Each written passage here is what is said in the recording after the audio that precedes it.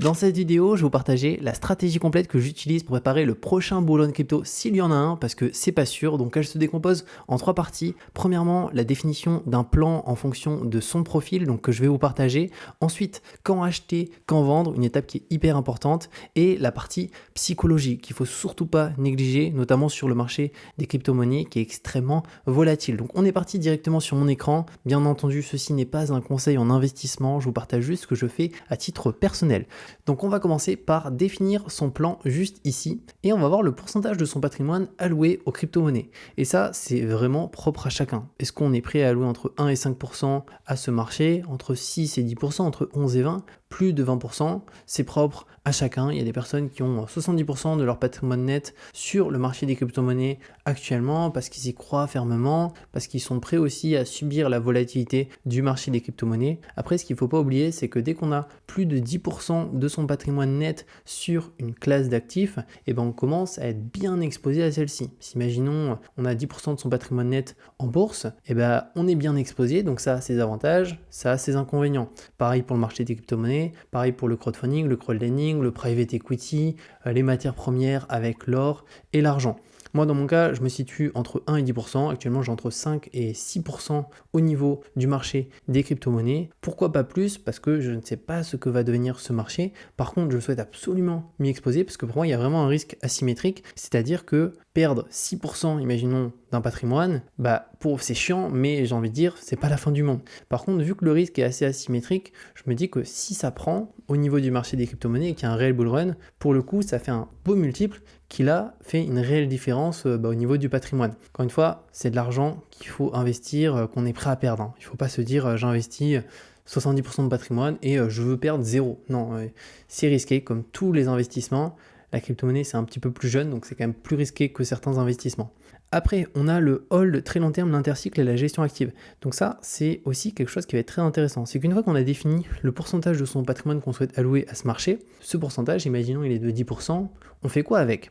Est-ce qu'on hold donc sur du très long terme, c'est-à-dire qu'on va garder certaines cryptos vraiment pour 10 ans, 15 ans, 20 ans, même pour ses enfants? On va se dire, moi j'ai investi dans du Bitcoin, c'est pour mes enfants, je ne vendrai jamais. Ensuite, on a l'intercycle. Donc là, c'est souvent lié avec les cycles du halving du Bitcoin, c'est se dire, j'achète au niveau des cycles quand c'est très très bas et que tout a bien craché et je revends dès qu'on est en haut d'un cycle et que tout le monde est là, les cryptos c'est génial, ça va jamais s'arrêter de monter et je revends à ce niveau-là. On va voir juste après, d'ailleurs il y a des indicateurs très intéressants qui permettent de voir où est-ce qu'on se situe sur le marché actuellement et aussi au niveau des réseaux sociaux, il y a des indicateurs qui nous permettent de voir est-ce qu'il y a beaucoup d'euphorie ou au contraire, est-ce qu'actuellement vraiment c'est nada. Personne ne s'intéresse aux cryptos, donc c'est des périodes d'accumulation qui sont plus intéressantes pour un investisseur long terme. Et après, on a la gestion active. Là, c'est finalement d'analyser certains projets, de se dire, ce projet, il me semble très intéressant, je vais investir dessus parce que je suis persuadé que il peut y avoir une certaine hype sur ce domaine. Et vu que ce projet est qualitatif, ça risque de bien performer. Donc moi, au niveau des pourcentages, hold très long terme, 10% maximum. Intercycle 90% et gestion active 0%. Donc je fais pas du tout de gestion active, j'essaye pas de mieux connaître un projet, de me dire allez je vais acheter lui et je vais revendre à tel moment. Non, par contre je suis vraiment sur l'intercycle, c'est-à-dire essayer de voir où est-ce qu'on se situe sur le marché, notamment avec le MRV score qu'on va voir juste ici, pour voir est-ce qu'on est dans une zone d'accumulation ou non, et revendre sur le top du marché, même si c'est impossible de vendre le top, mais revendre déjà à un certain niveau qui est intéressant. Et le très long terme, 10%, et encore une fois, ça dépend, parce que si je vois que vraiment, au niveau d'un cycle haussier, c'est très très haut, franchement, je n'hésiterai pas à vendre 100%. Après, quand acheter, quand vendre, alors ça c'est très intéressant, et c'est vraiment la phase la plus importante. Alors on a les datas à travers plusieurs indicateurs. Premièrement, le MRV Z-Score, donc on va le voir juste ensemble. Après, on a les volumes de recherche sur Google, sur les crypto-monnaies, les vues et les abonnements des youtubeurs crypto. Est-ce que les youtubeurs crypto font 4, 5, 6 fois plus de vues que ce que font normalement ces youtubeurs durant une certaine période? Ou est-ce qu'au contraire, les vues sont divisées par 5, sont divisées par 10? Ça aussi, il y a des sites qui vont nous permettre de voir les datas. Ensuite, nos proches et amis qui aussi vont nous parler de crypto. Alors de base, ça les intéresse pas du tout. Ils vont dire, t'as entendu, le Bitcoin, est-ce qu'il paraît, ça monte, c'est une révolution ou autre. Là aussi, c'est un bon indicateur pour se dire, oula, on commence à être sur des niveaux qui, je pense, sont très très hauts parce que quand telle personne entend parler de crypto, c'est vraiment que là, il y a une euphorie qui est importante et donc c'est vraiment le moment de continuer à vendre si on vend déjà ou si on n'a pas commencé à vendre, commencer à vendre. Ensuite, attention aux chiffres ronds et au consensus.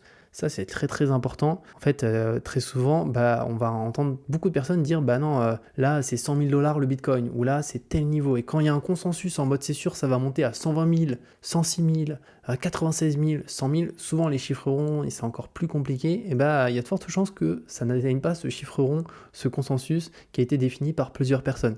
Et donc, notamment, ces 100 000 dollars qu'il y avait pour bitcoin. Alors, ça ne veut pas dire que s'il y a un bull run, ça n'atteindra pas 100 000 bitcoin, 100 000 dollars, ça pourra atteindre peut-être plus. Mais en tout cas, les chiffres ronds sont difficiles à passer, et dès qu'il y a un chiffre que tout le monde a en tête, le marché aime bien faire l'inverse. Après, fixer des paliers, juste ici, ça on va le voir, et la préparation aussi on va le voir. Mais en premier lieu, commençons par ces éléments. Le MRV Z-Score. Alors c'est un indicateur qui pour le coup est beaucoup utilisé, donc c'est des calculs en mathématiques avec de la market cap, avec aussi certaines périodes. Donc là on peut voir la charte juste ici. Si vous voulez vraiment savoir comment fonctionne cet indicateur, il y a des vidéos YouTube ultra précises qui détaillent tout, de tous les calculs qui ont été réalisés. Sur le site, il y a aussi peut-être certains éléments ici qui peuvent être utiles. Donc le site c'est Looking to Bitcoin, juste ici, et après il y a plusieurs indicateurs, mais moi c'est vraiment celui-ci que je prends en considération pour voir où est-ce qu'on se situe sur le marché. Donc pour faire simple, lorsqu'on est dans les zones ici qui sont dans le vert, c'est qu'on est dans des zones d'accumulation qui sont plutôt bonnes. Alors bien entendu, on ne sait pas où va aller le marché. Peut-être que là, le marché ne remontera jamais. On n'en sait rien. En tout cas, si on est plutôt optimiste et qu'on alloue une partie de son patrimoine au niveau des crypto-monnaies, c'est qu'on y croit. Et donc, on peut se baser sur certaines chartes, notamment celle-ci, qui permet de voir où est-ce qu'on se situe. Et donc, dans les zones vertes, juste ici, c'est qu'on est dans des zones d'achat très intéressantes. Si, imaginons, on va se mettre ici, le 12 novembre 2022. On va pouvoir voir où est-ce qu'on était le 12 novembre 2022. Alors, on va se mettre novembre. On était autour des 16 000 dollars. Donc, pour le coup, ça correspond plutôt bien. Ces zones vertes sont des zones qui peuvent être intéressantes. Et on peut voir qu'actuellement, on n'est plus dans la zone verte, mais on n'est quand même pas très loin au-dessus. C'est pour ça que moi, je suis toujours dans une phase d'accumulation actuellement. Et ce qui est assez aussi intéressant, c'est que cet indicateur, petit à petit, il se compresse de plus en plus. Donc, on peut voir que les pics haussiers sont de moins en moins hauts, montent de moins en moins haut.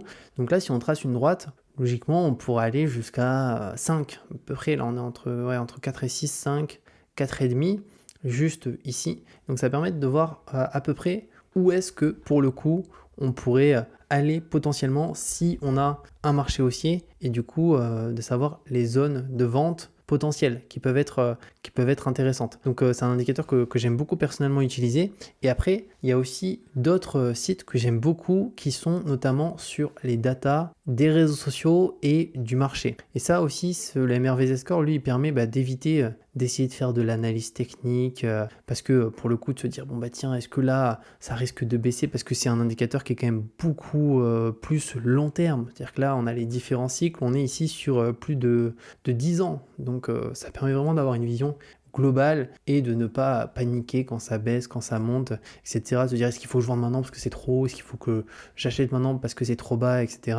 On peut voir à peu près où est-ce qu'on se situe. Donc le site que j'aime beaucoup, c'est The Block, juste ici. Donc là, on va remonter, je suis dans Spot. Et ici, en premier lieu, on a les volumes mensuels d'échanges sur des plateformes. Donc là, on peut voir Binance, Bit, OKX, UOB, Coinbase et les autres. On va voir que c'est Binance qui a les plus grosses parts de marché. Et si on se met sur All, là, c'est un bon exemple, 2021, lorsqu'on a eu le pic qui était en mai juste ici, c'était là où on avait les volumes d'échanges le plus importants sur les plateformes, parce que les personnes achetaient, les personnes vendaient, il y avait énormément de personnes. Là, actuellement, on est en août 2023, donc le mois n'est pas du tout fini, mais si on prend juste ici le mois de juillet, c'est très très bas. Après, c'est l'été aussi, mais quand même, on peut voir qu'actuellement, on est très très bas. On a d'autres éléments aussi qu'on va pouvoir regarder. Là, on peut se mettre sur All juste ici. Donc là, on va retrouver les différentes plateformes d'échange utilisées. Là aussi, d'autres éléments. Et ce qui va être intéressant et ce que j'aime beaucoup, c'est le trafic. Alors là, on va remonter. Et c'est le volume de recherche, notamment au niveau des noms des crypto-monnaies. Donc là, Bitcoin, on peut voir 2018. Ici, c'était quand on avait vraiment eu le pic de marché. Non, c'était même 2017. Et pour le coup, on avait Bitcoin qui était indiqué ici en 100 par rapport à Google Trends. Donc c'est sur les sources de Google Trends juste ici. Et en plus, on peut voir que c'est updaté. Donc là, 21 juillet 2023. Donc c'est il y a quelques semaines, mais c'est quand même assez récent. Et juste ici, pareil, 2021. explosion, et là actuellement ça rebaisse fortement. Si on descend un petit peu plus bas, là on a le volume de recherche sur Ethereum, sur All, donc le work 2021 aussi pour Ethereum, on a eu des très très gros pics, après c'est bien redescendu maintenant, et si on descend encore un petit peu plus bas, là on va voir pour Uniswap, pour les NFT, donc là on va pouvoir voir la hype des NFT en direct, et bah la hype elle est là. Donc quand il se passe ça, bah, il faut vendre. Là, c'est que en gros, à partir de ce moment-là, en fait, il y a tout le monde. Il y a le pizzaiolo qui nous parle des NFT. Il y a le boulanger qui nous dit je vais faire un NFT baguette. Voilà, c'est vraiment lorsqu'on a la hype totale qu'on se retrouve juste ici. Là, OpenSea aussi, il me semble que c'est sur cette plateforme qu'on peut acheter des NFT. Bah, pareil, on peut voir que c'est vraiment en lien avec le volume de recherche NFT, et etc., etc. Et moi, ce que j'aime beaucoup, c'est celle-ci. Alors là, c'est des indicateurs avec les tweets, les vidéos YouTube. Donc ici, c'est le volume des tweets pour Bitcoin, Ethereum. Alors on peut voir que là, c'est un petit peu moins parlant, parce que 2021, bon, on va voir qu'il y a des gros pics juste ici, mais voilà, 2023, on reste quand même sur 500 000, et même ici, on peut voir, on était autour des presque 700 000, étant donné que je pense qu'il y a aussi de plus en plus de personnes qui investissent dans les cryptos, donc il y a beaucoup de tweets sans avoir un marché aussi, parce qu'on est dans un marché actuellement qui est pas très élevé et où on est loin d'être dans un bull run. Si on descend ici un petit peu plus bas, là on va avoir les différents followers, donc abonnements sur les Layer 1, donc le BNB, Bitcoin, Ripple, etc. Donc si on se met sur All, on peut voir aussi, là 2021 c'est un petit peu plus parlant. Et moi ce que j'aime beaucoup, c'est les chaînes YouTube, c'est juste ici. Alors là, c'est les abonnés des chaînes YouTube. Alors c'est des chaînes YouTube américaines qui sont très grosses, donc The Moon, BitBoy Crypto, Ivan OneTech, donc c'est des chaînes qui ont des centaines de milliers d'abonnés, voire des millions. Et là, 2021, voilà, ça a tout explosé. Et maintenant, c'est très peu. Là, pareil, on peut sélectionner une chaîne précise. Imaginons, on va voir le Ivan OneTech, lui, qui est une des chaînes vraiment la plus suivie. Lui, il arrive quand même à maintenir des gens malgré un marché baissier. Donc, il a encore du monde.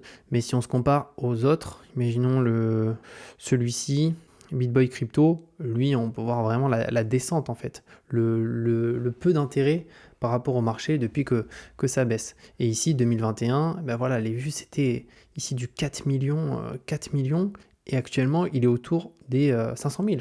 Donc finalement, c'est divisé par 8. Donc ça, c'est une bonne chose aussi. En tant qu'investisseur, si on souhaite s'exposer à ce marché de manière importante ou de manière légère, 1% de son patrimoine, 2%, 3%, de regarder ces datas, parce que si on a les vues des youtubeurs crypto qui explosent, le nombre de tweets qui explose, ça signifie qu'il y a des entrants sur le marché, et ces entrants font monter les prix. Et nous, l'objectif aussi, c'est que quand il y a trop d'entrants et que les prix sont délirants, c'est de vendre. Au bout d'un moment, il faut vendre. Si on descend un petit peu plus bas, là on va avoir aussi d'autres éléments qu'on va retrouver. Et donc c'est un site qui est très intéressant pour cette partie-là. Maintenant, après ça, les proches, les amis, on en a parlé un petit peu rapidement, hein, quand tout le monde commence à nous parler des crypto-monnaies et tout, c'est que aussi il y a un problème.